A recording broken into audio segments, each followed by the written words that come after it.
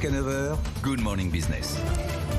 Et à 7h19, c'est Sébastien Maillard, le directeur de l'Institut Jacques Delors, qui est avec nous. Bonjour. Bonjour. On va parler évidemment de cette France présidente du Conseil de l'Union européenne depuis samedi 1er janvier. Alors on va quand même rappeler cette nuance. On n'est pas maître de l'Europe tout d'un coup depuis samedi. Réexpliquez-nous cette nuance, cette mission en 2 mots. Oui, vous avez effectivement très bien défini la chose.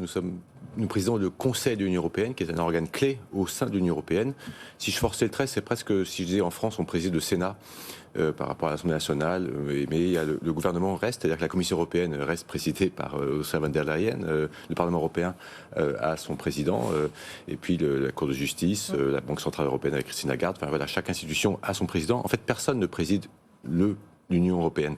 Le Conseil européen, même lui-même, qui réunit les chefs d'État-gouvernement, est présidé par Charles Michel. Donc la France, elle, qu'est-ce qu'elle préside ? Elle préside effectivement un organe clé, qui est co-législateur, qui est le Conseil de l'Union européenne, qui réunit les 27 ministres de l'Union européenne sur tel ou tel thème, par exemple l'agriculture, l'économie-finance, les transports. Voilà, donc c'est effectivement un organe clé parce qu'on va déterminer, nous, en tant que pays président, assurant la présidence pendant 6 mois, l'ordre du jour, l'agenda. Donc c'est nous qui mettons ce qu'on veut mettre à cet agenda ou ne pas mettre. Donc ça, effectivement, on est quand même maître des séances. C'est ça, on va pouvoir pousser certains dossiers, certains débats, D'où une présidence présentée comme ambitieuse. Emmanuel Macron a une carte à jouer sur son socle européen et pour pousser notamment des priorités telles que les salaires minimums dans toute l'Union européenne. Attention sur les mots, les salaires minimaux adéquats. On ne va pas imposer le même salaire minimum dans chaque État, mais c'est un sujet notamment qui sera poussé par la présidence française. Tout à fait, c'est un sujet d'ailleurs que la présidence précédente, la présidence slovène, avait elle-même déjà porté, même presque plus vite que la France pensait. La France pensait en avoir à faire un peu plus, mais c'est déjà bien sur les rails.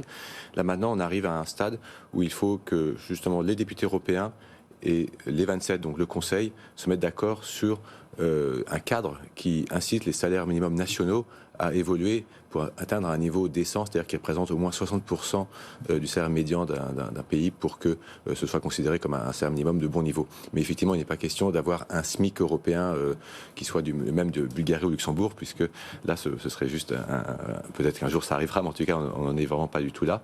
C'est-à-dire que c'est pas fait parce que on sait qu'il y a des pays comme le Danemark ou la Hongrie qui sont très opposés à cette idée même d'un encadrement européen de leur salaire minimum, qui sont fixés de manière différente selon les pays.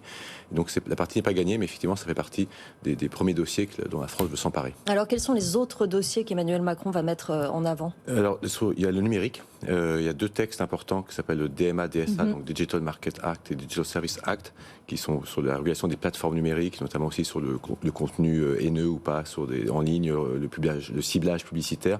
C'est des choses très importantes, très concrètes, avec beaucoup d'enjeux, on le comprend dans ce domaine, pour les fameuses régulations des GAFAM. Et là, la France aussi espère bien, d'ailleurs, dans les premières semaines, peut-être marquer des points, trouver un accord là-dessus.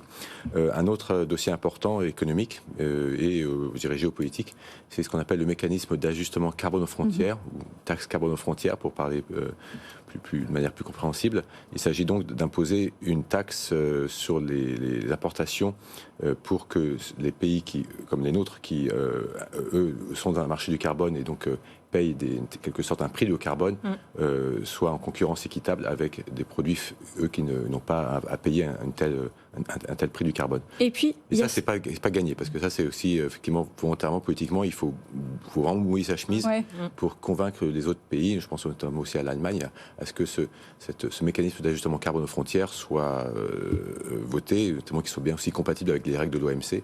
Donc c'est effectivement ambitieux, mais peut-être pas complètement infaisable. Eh bien, justement aussi, il y a un autre dossier sur lequel Paris va tenter de convaincre, peut-être aidé par ce nouvel axe Paris-Rome, sur le timing aussi à utiliser en sortie de crise, la réforme, la refonte du pacte de stabilité et de croissance. Là, Paris veut jouer sa carte également.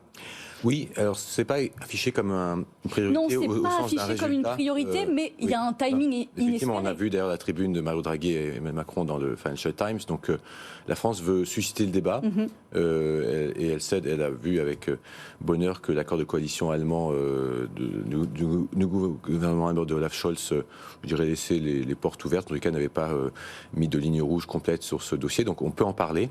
Et je pense qu'il y aura un débat. Et Emmanuel Macron a convoqué un sommet européen exprès les 10 et 11 mars, donc à un mois, jour pour jour avant le premier tour, où ce sujet sera à l'ordre du jour. Et on sait que c'est un sujet qui en France est plutôt consensuel, gauche-droite, je dirais les 3%, la fameuse règle des 3% du déficit budgétaire à respecter, qu'on veuille ou pas l'aménager, c'est plutôt effectivement quelque chose qui rassemble beaucoup d'opinions françaises. Est-ce qu'il va y avoir un problème de timing? C'est une présidence de 6 mois dans laquelle il y a une élection présidentielle nationale. C'est quand même, ça va être compliqué de mener à bien tous ces dossiers pour Emmanuel Macron. Tout à fait. Alors la France va assurer la présidence pendant 6 mois. Et il y aura une sorte de continuité de l'État au sens où même pendant le mois d'avril, où nous serons en élection présidentielle nationale, il faudra que la présidence du Conseil de l'Union qu'on continue d'assurer. Ce sera donc plutôt là la haute administration, les diplomates qui vraiment assureront la continuité du service, puisqu'à partir du 20 mars, les ministres seront en période de réserve électorale. Donc ça veut dire que beaucoup de choses sont concentrées là sur les premières semaines, les premiers mois.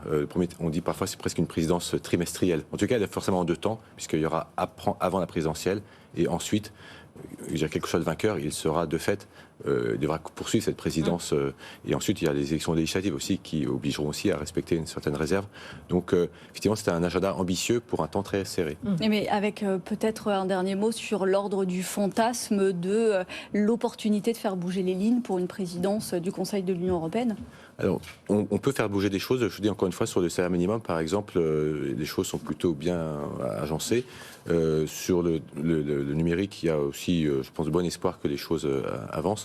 Sur la taxe carbone aux frontières, ou sur les réformes Schengen, on peut avancer de quelques crans. C'est pas sûr qu'on aboutisse vraiment déjà à un accord global. Mais en même temps, on attend d'un grand pays fondateur de l'Union européenne comme la France d'être ambitieuse, puisque si un pays comme le nôtre, lorsqu'il a cette présidence qui arrive tous les 13-14 ans maintenant, c'est comme une comète, ça ne revient pas souvent. Et bien, du coup, on est attendu aussi comme pays moteur. Et la chance finirait là-dessus, c'est qu'on a avec nous un pays, l'Allemagne, qui est un gouvernement maintenant pro-européen, qui est aux commandes. Une des craintes de la France, c'était d'avoir un abonné absent côté allemand à ce stade. Et là, elle sait qu'elle peut avoir une bonne complicité avec son partenaire. Merci beaucoup, Sébastien Maillard, directeur de l'Institut Jacques Delors, d'être venu ce matin pour nous parler de cette présidence française du Conseil de l'Union européenne.